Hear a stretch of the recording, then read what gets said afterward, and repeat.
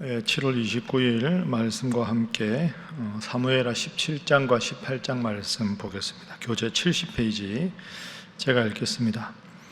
아히도벨은 다시 압살롬을 채근하여 즉시 다윗과 그의 무리들을 추격하여 죽이고자 합니다. 그리하여 압살롬에게 모든 백성들의 마음이 집중되게 하라고 권합니다. 하지만 다윗의 친구 후세가 반대되는 의견을 내놓습니다. 결국 압살롬과 온 이스라엘 사람들은 아히도벨보다 후세의 계략이 더 낫다고 판단합니다. 아히도벨은 압살롬에게 소망이 없음을 깨닫고 스스로 목숨을 끊게 되고 후세의 의도대로 다윗은 안전하게 마하나임에 이르게 됩니다. 다윗은 전투를 준비하고 병사들은 다윗을 위해 자신들의 목숨을 다해 왕의 생명을 지키겠다고 결의합니다. 다윗의 군사들이 압살롬의 군사들을 크게 이기게 되고 압살롬은 요압에게 죽게 됩니다. 이 소식이 다윗에게 전해지자 다윗은 아들의 죽음에 애통해합니다. 다윗의 아들 압살롬이 반역을 일으키고 도망을 가는 그 다윗, 그 참 처량하고 안타까운 모습, 그 사이에 일어난 사건에 대해서 오늘 본문이 이야기합니다. 자, 압살롬이 이제 왕권을 차지하게 되고 아버지 다윗은 지금 쫓겨가는 반역자 신세입니다. 패잔병만 끌고 가는 참 비참한 신세지요. 이때 압살롬의 아주 뛰어난 책사였던 아히도벨이 압살롬에게 조언을 합니다. 자, 그 조언이 뭐냐? 오늘 본문 말씀 17장 2절 보십시오. 1절부터 볼까요? 아히도벨이 또 압살롬에게 이르되 이제 내가 사람 12,000명을 택하게 하소서. 오늘 밤에 제가 다윗 왕을 추적하겠습니다. 2절 그가 고나고 힘이 빠졌을 때 기습해서 그를 무섭게 하면 그와 함께 있는 모든 백성이 도망할 것이니 내가 다윗 왕만 쳐 죽이고 모든 백성에게 당신께 돌아오게 하겠습니다. 이 아히도벨의 계략은 무서운 계략입니다. 그렇죠? 그러니까 쉽게 정리하면 다윗 왕이 지금 도망을 갔는데 다윗 왕과 함께 하는 백성들이 있을 거 아닙니까? 근데 지금 지치고 피곤하고 갑작스럽게 당한 일이라 다윗 왕이 지금 경황이 없으니까 이 밤에 12,000명의 대군을 이끌고 빨리 가서 백성들은 두고 다윗 왕만 죽이겠습니다. 그럼 다윗만 죽이면 모든 백성들은 지도자가 없기 때문에 압살롬 당신에게 충성하게 되어 있습니다. 지금 이 시기가 아주 중요합니다. 다윗 왕을 죽이고 이제 권력을 합법적으로 힘있게 차지할 절호의 기회입니다. 이렇게 조언을 합니다. 여러분, 사실은 이게 군사적으로 정략적으로는 탁월한 조언입니다. 그러나 이것은 잘못된 조언입니다. 왜 그럴까요? 하나님께서 다윗을 여전히 왕으로 인정하고 계시기 때문입니다. 하나님은 압살롬의 쿠데타를 용인하지 않으셨습니다. 하나님께서는 다윗을 왕으로 여전히 인정하시는데 이 아히도벨이 아무리 좋은 계략이라 해도 군사적으로는 모르지만 신앙적인 관점에서 하나님의 관점에서 보았을 때는 잘못된 일입니다. 하나님께서 세우신 다윗 왕을 죽이려는 계획이기 때문이죠. 그래서 오늘 본문의 첫 번째 중요한 기도 제목입니다. 늘 하나님의 관점에서 상황을 바라보게 하소서 하는 겁니다. 하나님의 관점에서 나에게 일어나는 모든 상황을 바라보는 게 신앙인의 바른 안목입니다. 아히도벨은 무엇에 실수한 겁니까? 정치적으로 상황에 필요한 대로 군사적으로는 적절한 조언이었을지 모르나 하나님이 원하시는 방향은 아니었다는 겁니다. 자, 여러분, 우리가 흔히 하는 실수가 여기 있습니다. 상황을 잘 파악하는 거 중요한데 기도하지 않고 내 뜻대로 상황 논리에 빠지다 보면 하나님 원하시는 길과 다른 길을 갈 경우가 있습니다. 교회도 마찬가지입니다. 교회는 여러분 다수결이 아닙니다. 여러분의 의견을 목회에 수용하지 않겠다는 뜻이 아니고요. 다수결이 항상 옳은 게 아닙니다. 하나님께서 정말로 원하시는 길이 다수가 원하는 길이 아니라면 그걸 선택하는 것이 바른 겁니다. 그게 하나님의 정의지요. 여러분이 직장 생활할 때 여러분의 자녀들을 위해서 뭔가를 결정할 때도 꼭 기억하십시오. 눈앞에 펼쳐지는 상황만 보고 그 상황의 유불리를 따져서 계산하고 살아가면 안 됩니다. 그건 세상 사람들이 살아가는 방식입니다. 아히도벨의 조언은 아주 적절한 조언이었다고 군사적으로 평가할지 모르나 하나님께서 세우신 왕을 죽이려는 잘못된 계획입니다. 모든 일에 정말로 하나님이 뭘 원하시는가?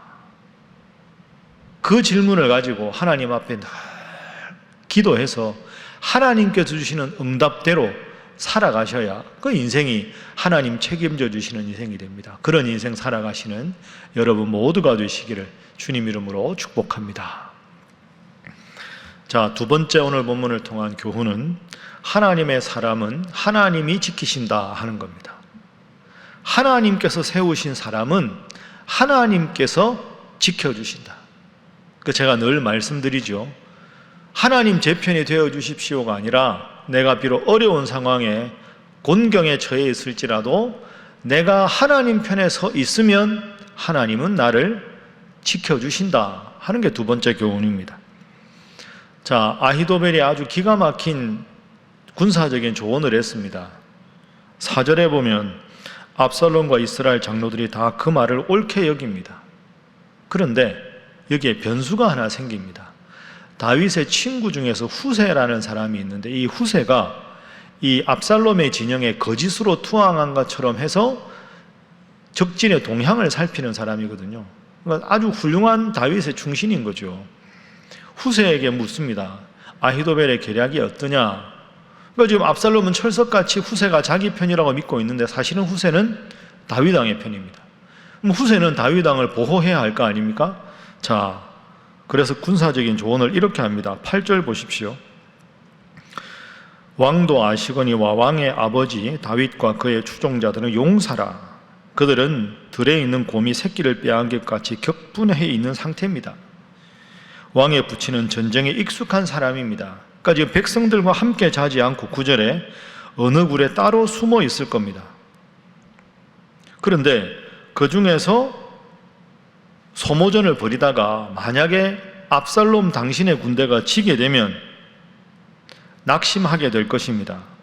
그래서 기습 공격, 매복 공격, 그게 아히도벨의 전략이었는데 그거 바람직하지 않습니다. 대신에 이렇게 하십시오. 11절에 온 이스라엘을 단에서부터 브엘세바까지 바닷가의 모래같이 당신께로 모으고 친히 전장에 나가셔서 한꺼번에 공격을 하십시오. 이렇게 말합니다. 그러니까 지금 아히도벨의 계략은 12,000명 오늘 밤에 주시면 기습으로 다윗 왕만 죽이겠습니다. 이런 계략이고 후세는 아유 안 됩니다. 기습작전, 매복작전 했다가 다윗 왕을 따르는 사람들이 다 용사들인데 지게 되면 사기가 땅에 떨어집니다. 그러지 마시고 압살롬이 친히 나가십시오. 그리고 시간이 걸려도 온 군사들을 완벽하게 모아가지고 물 밀듯이 한 방에 쳐서 싸그리 다 죽여야 합니다. 오, 그게 더 좋다. 다들 그렇게 생각합니다. 14절에 보십시오. 압살롬과 온 이스라엘 사람들이 후세의 계략이 아히도벨의 계략보다 낫다. 자, 이렇게 하고 후세가 전령을 다윗 왕에게 보내는 겁니다. 전하, 제가 시간을 벌었습니다. 전면전을 하기 위해서 시간을 벌었으니까 이 기간을 틈타서 빨리 더 먼 곳으로 피신을 하십시오. 그렇게 피신을 시킵니다. 결국 후세는 압살롬을 위한 계략이 아니라 다윗 왕을 위한 계략이었고 그 계략 때문에 다윗 왕이 죽지 않게 됩니다. 하나님의 사람은 하나님이 지키신다. 다윗 왕의 경우는 후세를 통해서 하나님께서 압살롬의 마음을 바꾸어 주시고 다윗 왕을 지켜주셨다 하는 겁니다. 참 후세가 훌륭하죠. 적진에 들어가서 목숨을 걸고 다윗 왕을 구해냅니다. 여러분, 더 중요한 교훈은 아직도 하나님은 다윗 왕을 왕으로 인정하신다. 그러니 죽을 위기 상황에서도 하나님은 다윗을 보호해 주시고 지켜주셨다. 하나님 편에 있는 자는 하나님이 반드시 지켜주신다. 여러분, 지금 여러 가지로 많이 힘드시죠? 힘들다고 하나님이 여러분을 버리셨다고 마음을 닫으시면 안 됩니다. 하나님은 여전히 나와 함께 하신다. 다윗이 지금까지 우리가 살펴본 대로 얼마나 많은 인생의 굴곡이 있었습니까? 그러나 그 굴곡에도 하나님은 다윗을 지켜주셨습니다. 힘들어도, 어려워도, 괴로워도 하나님 왜 이러십니까가 아니라 그래도 하나님은 나를 지키신다. 이 고백으로 다윗 왕을 함께 지켜주신 하나님께서 나에게도 보호자가 되신다. 이 믿음으로 넉넉하게 이 어려움을 이겨나가는 여러분 모두가 되시기를 주님 이름으로 축복합니다. 자, 세 번째 본문의 교훈입니다. 늘 하나님 앞에 겸손하게 하소서 하는 것입니다. 하나님 앞에 교만하지 않고 겸손하게 하소서. 참 겸손이라는 교훈이 많이 나옵니다. 자, 18장에 보면 이제 압살롬이 패합니다. 그래서 압살롬의 최후가 나오는데요. 자, 18장 9절 보십시오. 압살롬이 다윗의 부하들과 마주칩니다. 압살롬이 노새를 탔는데 그 노새가 큰 상수리 나무 번성한 가지 아래로 지날 때 압살롬의 머리가 그 상수리 나무에 걸림에 그가 공중과 그 땅 사이에 달리고 그가 탔던 노새는 그 아래로 빠져나간지라. 압살롬이 아주 잘생기고 용모가 수려한 아들이거든요. 그리고 머리털이 아주 많았다는 거죠. 앞부분에 나왔습니다. 머리털이 아주 많고 용모가 아주 수려했는데 다윗의 부하들과 딱 맞닥뜨리니까 노새를 타고 도망을 하다가 어떻게 됩니까? 나뭇가지에 이 풍성한 머리카락이 걸립니다. 그러니까 노새는 빠져나가는데 나뭇가지에 머리카락이 걸리니까 대롱대롱 매달려 있는 상태가 됩니다. 그러다 보니까 14절에 압살롬의 심장을 요압이 찌릅니다. 15절에 요압의 무기를 든 청년 10명이 압살롬을 에워싸고 죽입니다. 그리고 그 돌들을 쌓아서 돌무덤을 만듭니다. 이게 압살롬의 최후입니다. 압살롬의 제일 상징적인 게 머리숱이거든요. 머리숱이 너무너무 많고 용모가 수려했다. 이게 압살롬의 자랑이었는데요. 그 머리숱이 많은 것 때문에 결국 압살롬이 죽습니다. 내가 가장 돋보이는 것, 그것을 하나님이 주셨다는 감사의 고백이 없으면 결국 그것 때문에 패배하게 되는 겁니다. 여러분, 우리도 살다 보면 그런 경우 많이 있죠. 잘하는 게 너무 많은 사람이 세상을 잘 못 삽니다. 너무 잘하는 게 많으니까. 그리고 결국 자기가 자랑하는 자기의 장점 때문에 자기 인생을 그르치는 사람이 많습니다. 욕심이 지나쳐서, 교만해서, 안하무인으로 대해서 사람들이 다 그를 떠나고 결국 외톨이가 되어서 비참한 최후를 맞이하게 됩니다. 지금 압살롬은 극히 교만한 상태입니다. 왜 그렇게 볼 수 있느냐? 자, 우리 방금 9절에 읽었는데요. 자, 보십시오. 압살롬이 노새를 탔는데, 여러분, 이게 스쳐 지나가기 쉬운데 노새를 탔다는 게 아주 상징적인 의미가 있습니다. 이 노새는 순나귀하고 암말을 교배시켜서 난 게 노새거든요. 순나귀하고 암말. 그런데 성경에 보면 이종 교배는 하나님께서 부정한 것으로 만드셨습니다. 그러니까 왕은 말을 타야 됩니다. 노새를 타면 안 되는 거죠. 이게 무슨 뜻이냐? 이종 교배를 통해서 났다 하는 것은 하나님을 섬기면서 우상을 섬기는 이런 어떤 영적인 타락의 상태를 말합니다. 압살롬이 지금 아버지 이기고 왕위를 차지하고 군사력이 더 많고 한껏 교만해진 겁니다. 그러니까 하나님이 명령하신 것도 무시한 거죠. 노새를 탔다 하는 것은 자기는 특별한 존재다. 자기는 아버지보다 더 우월하다. 이걸 드러내려고 하는 의도가 숨겨져 있는 겁니다. 선줄로 생각하는 자 넘어질까 조심하라. 그 말씀에 딱 걸리는 거죠. 칼을 쓰는 자는 칼로 망합니다. 내가 가장 돋보이는 것으로 내가 망할 수 있습니다. 그래서 하나님의 사람은 늘 겸손해야 합니다. 남의 칭찬에 우쭐거릴 필요도 없고 남의 비난에 괴로워할 필요도 없고 하나님 편에 있으면 하나님께서 다 내 마음을 헤아려 주시고 상황에 맞게 풀어주시고 내가 겸손하면 하나님이 늘 나를 다윗 왕처럼 보호해 주신다. 거꾸로 교만하면 하나님은 철저하게 치신다 하는 겁니다. 자, 우리가 사회 속에 살아갈 때 인간관계에서 중요한 세 가지 기도 제목 교훈을 오늘 본문 우리에게 제시합니다.